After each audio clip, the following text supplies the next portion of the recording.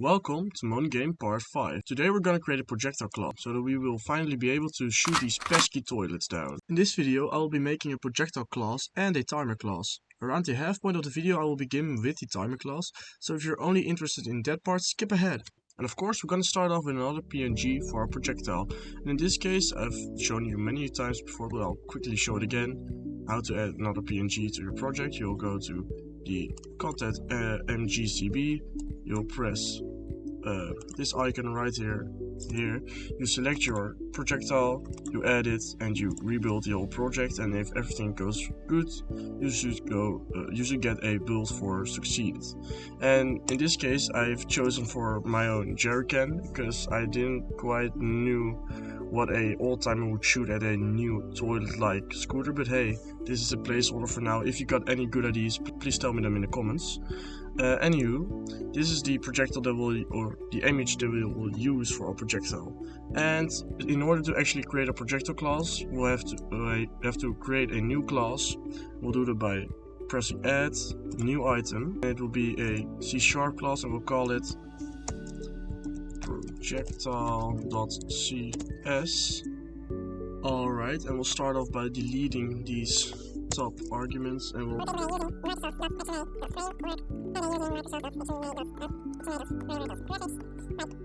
like so. Alright, and next up we're gonna have to make a velocity vector, because the projectiles will have a velocity because they will be moving. So we'll add a private vector to velocity. And next up we're gonna make a constructor. In the body of the constructor we'll write the following, but as first we're gonna go public projectile, and we'll open brackets, so we'll write vector to position, comma vector to velocity, comma texture to the sprite image, and at the end of that we'll do a double dot and we'll write base position, because just like our player and enemy classes, this is a sprite based class, meaning that we'll be able to, you know, land properties from our sprite class. And in order to do that, we do have to write the following behind our class, and there will be a double dot and sprite, so that we'll be able to land everything. Next up, in this constructor, we'll write the following. We'll open up our brackets and we'll write this dot velocity is velocity, this dot sprite width equals, I'm gonna do, how many was my, I'm gonna do around 30f. It doesn't really matter, I've explained it before. And this dot sprite image is sprite image, right, like so. And this is the basics, just like we've done many times before. And we'll also have to make an update class, and we'll do that by using the following: public void update, and we don't have to use game time. Alright, position plus equals to velocity. And as I've explained before, this will actually update our current position from the projectile with the given velocity to our projectile. And this is our projectile class done, but this is all. We do have to add some things to the player and the game1 file. Alright, and next up in our game1 class, we're gonna add a few extra things. And one of those things is a projectiles field, and this field is gonna be a bit different than our classic enemy fields. We're gonna do this. We're gonna write the following: projectiles equals new list. We'll use the greater than, smaller than icons. Projectile. And this is different because we're doing it in a list version. And a list essentially means that we'll be able to call multiple of the same sprite images or same instances in a list form instead of just one enemy and one player, if you get what I mean. And we'll also of course have to load our image in, and we'll do that using the following. We'll write in the game1 file and not the projectile file itself. We'll write it in the game1 file. We'll write player projectile sprite equals content dot load 2D, and then we'll call it, and then we'll call in our Jerry cat. Alright, and oh, excuse me, I'm very stupid. Grab this code and copy it and paste it down in the load content. Yes.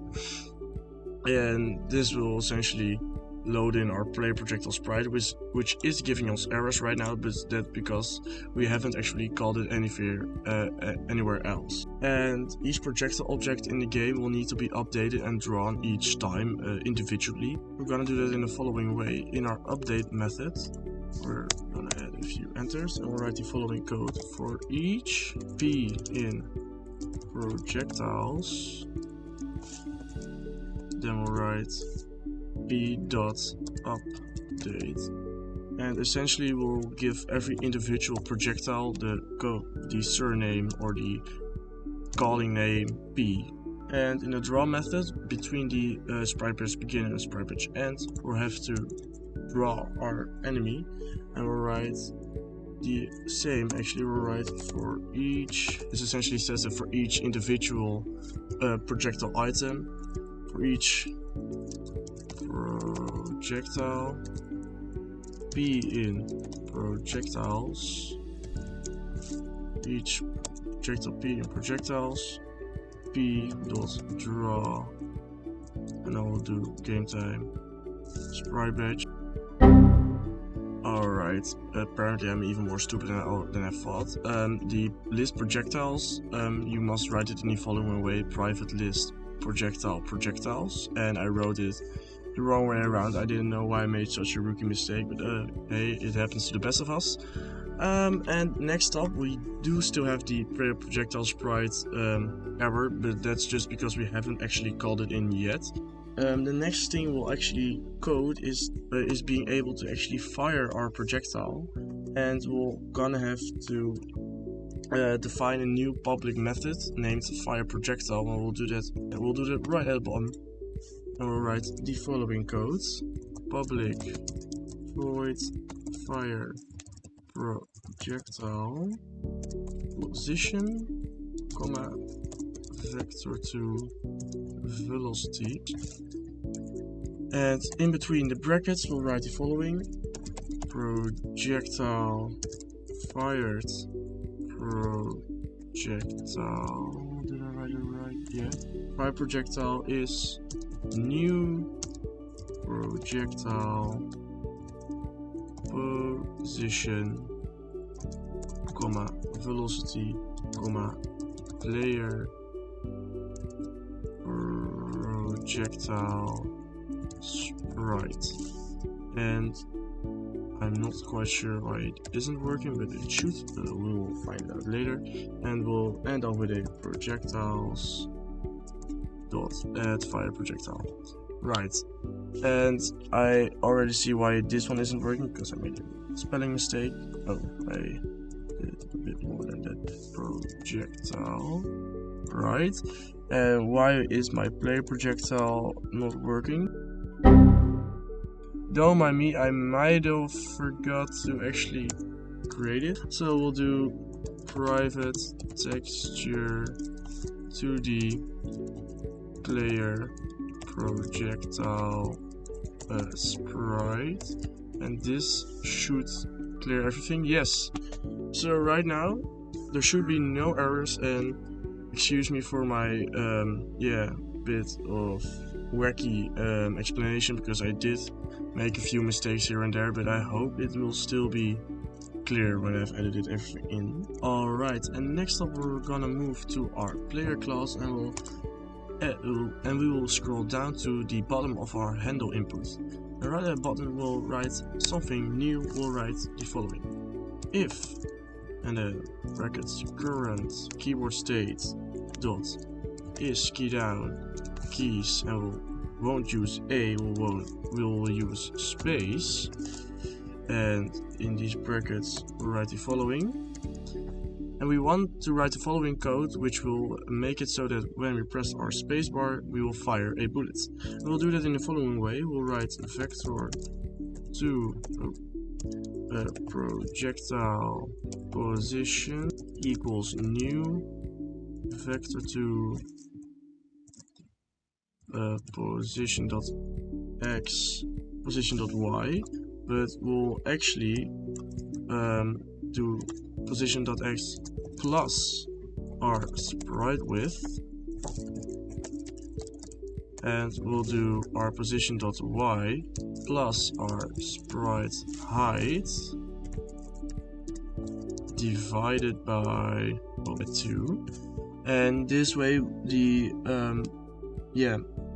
actual image or the actual bullets will come up around the middle of our sprite, but we'll have to do some other things to correct it correctly.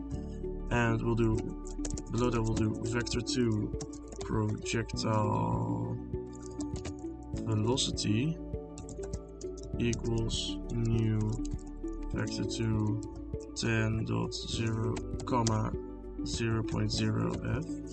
And this will essentially make our bullets go to the right of our screen. It won't give them any actual speed on the y-axis. Below that we'll also have to write the following: root.fire projectile brackets projectile position comma projectile velocity. And in this way we'll actually just be able to fire actual projectiles, and right now it should work, but you'll notice that the following will happen. Alright, I found this stupid mistake. If you add the projectiles equals new list projectile in the public game 1 sector, it will actually work, and it will shoot when you press space if you play the game, just like this. You will see you will be able to shoot, but nothing is actually happening with our enemy or anything, and it is shooting constantly, so we'll have to fix that. Alright, next up we're gonna do something that is very important for the total image of the game. We're gonna create a timer class, and we'll be able to use that timer class to actually time our shots, so that it won't be a constant stream of bullets going out, but it will be a time stream with a cooldown on it. And that isn't the only thing we'll be able to use that timer class for. In the first version of my game I used my timer class quite often, and I think it's one of my favorite part of the games because it's just so versatile and handy to have. So next up we're gonna create the actual timer class. First up we're gonna start with just adding a new item once again, and it will be a C# class. We'll call it timer. We'll start off with deleting this and writing down using Microsoft.xml.framework. And in the internal class timer, we will write the following: private float total time, private float timer, and public bool active get private set. And these lines of codes essentially create a public float, which essentially means we will be able to give it a certain number, a certain value, or in this case a time value, and a bool is just a true or false function. So we will be able to write in our game 1, so when the beforehand given time has elapsed, the timer will turn true, and we'll be able to say if the timer is true, then execute the following things. And this is basically what is said. And now to write the rest of the code, we'll write public timer and in between the brackets we'll write the following. Oh wait, we forgot to add this. Float total time, and in between here we'll write the following. This dot total time equals total time. This dot timer equals 0, and actually we'll write 0.0 for more precision, and we'll write this dot active is false, because the timer will always start off as a false, and will only turn true when the timer has elapsed. Alright, and below that we'll write the following: public void start timer, and this will essentially be the thing that is called, and we'll write active equals true. So the timer will be active when it's started, and it will be reset to 0. So the timer will be able to be used constantly in a loop and won't count infinitely on, but it will reset and count from the start up. And below that we'll write public void update, and between the brackets we'll write the following: if active. So this essentially says when the bool active is true, so when that only happens when the start timer is called, then the following will happen: the timer plus equals to brackets float game time dot elapsed game time dot total seconds, and we'll write if the timer is bigger or equals to the total time, then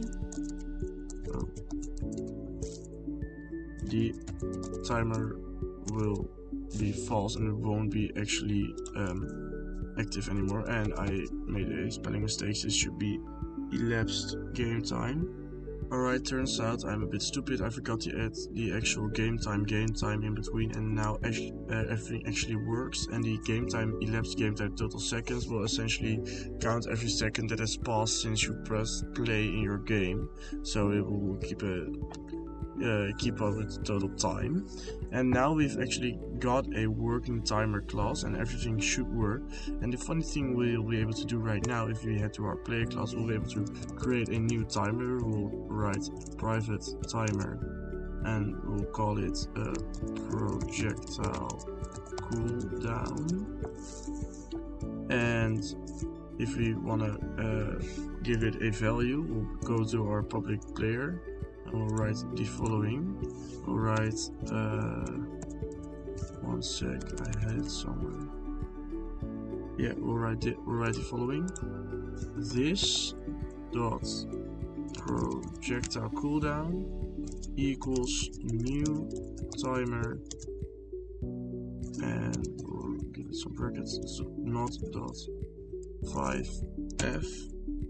And we'll go put our semicolons right there, and this essentially gives us a timer which lasts 0.5 seconds, so half a second. And right now we'll be able to do the following. Currently, if we press spacebar, we will just shoot, and we haven't actually given the game any other variable or function that has to be true during the spacebar, so it will just constantly shoot.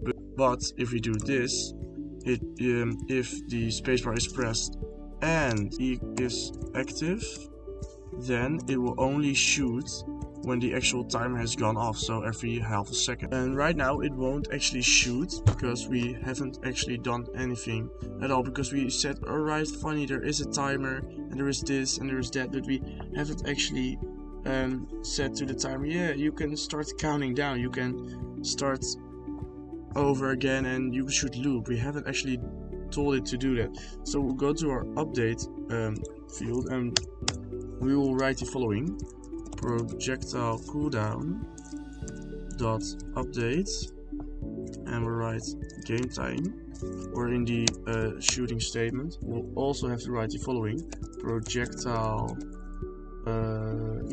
cooldown dot start timer, and this essentially gives us the meaning that every time we've pressed space or we are holding space, it should actually start the timer over again, so that it will be able to count up to half a second again. I forgot to add one little thing, and that's an exclamation mark just before the projectile cooldown active. That's essentially giving us a true value. So instead of saying the projectile cooldown dot active equals true, we'll just say exclamation mark projectile cooldown active, and it will essentially say if you press space and it is active and the value is true, then it will shoot. And because we've set it to half a second, you'll see every half a second, if I keep my spacebar pressed down, it will shoot our bullet. In our case, it's a jerrycan. So very nice, and that's how you actually add a working bullet and a timer class to your game.